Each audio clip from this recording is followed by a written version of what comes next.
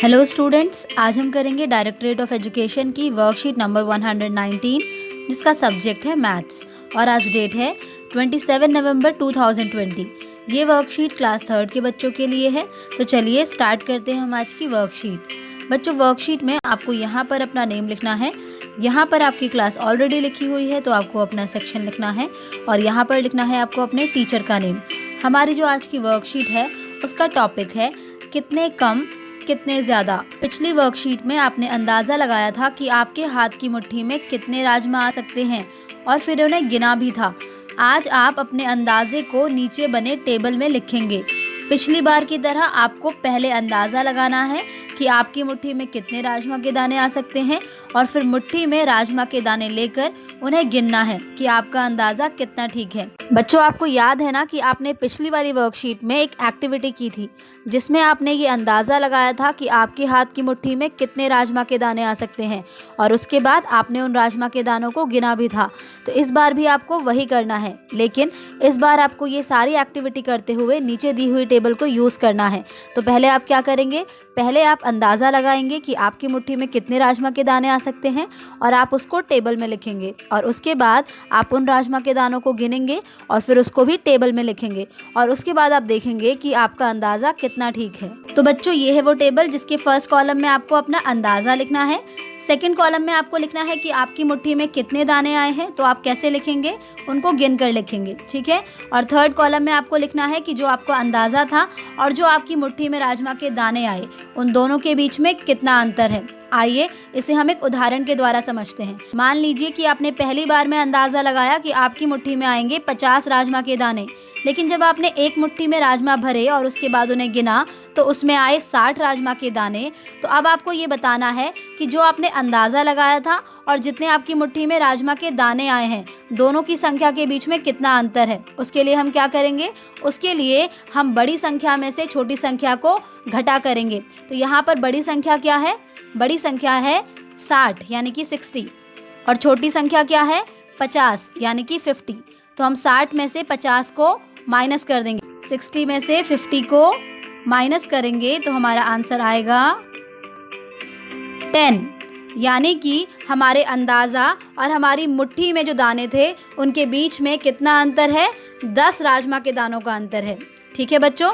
ऐसे ही मान लीजिए कि आपने दूसरी बार अंदाज़ा लगाया कि आपकी मुट्ठी में राजमा के दाने आएंगे 55 यानी कि 55, लेकिन जब आपने अपनी मुट्ठी भरी और उन राजमा के दानों को गिना तो राजमों की संख्या कितनी थी, 50, ठीक है। तो अब आप क्या करेंगे, अब आप दोबारा से इन दोनों के बीच का अंतर निकालेंगे और अंतर निकालने के लिए आप क्या करेंगे, बड़ी संख्या में से छोटी संख्या को घटा देंगे।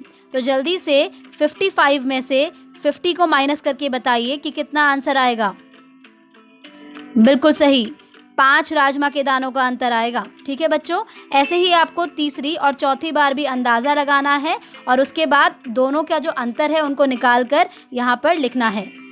ऊपर किए गए क्रियाकलाप को देखकर आओ कुछ प्रश्नों के उत्तर पता करते हैं। तो बच्चों, जब आप इस एक्टिविटी को पूरा कर लेंगे तो उसके बाद आपको कुछ प्रश्नों के उत्तर देने होंगे। आओ देखते हैं कि कौन कौन से प्रश्न हैं।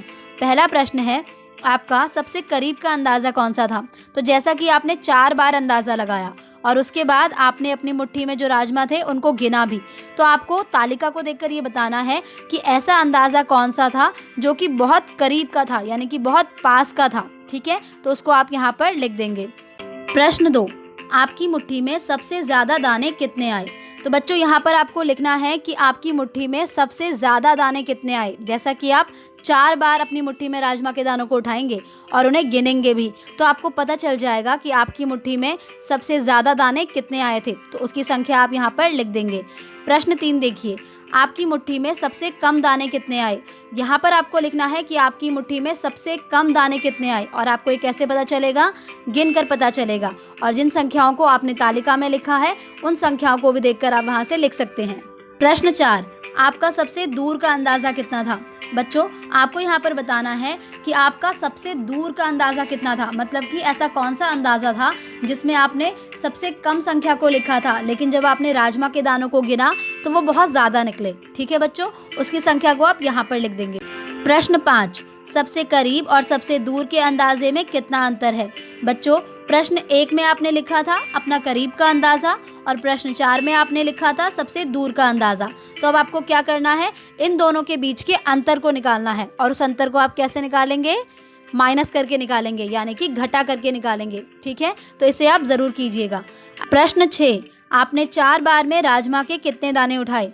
बच्चों, जैसा कि आपने 4 बार अंदाज़ा लगाया और उसके बाद आपने राजमा के दानों को अपनी मुट्ठी में उठाकर फिर उन्हें गिनकर उसकी संख्या को तालिका में भरा। तो अब आपको बताना है कि आपने चारों बार में मिलकर कुल कितने राजमा के दाने उठाए और उसके लिए आप क्या करेंगे, चारों बार की संख्या को जमा कर देंगे, यानी कि प्लस कर देंगे। ठीक है, तो उनको ऐड करके आप यहाँ पर लिख दीजिएगा। इसी के साथ आपकी आज की वर्कशीट कंप्लीट होती है।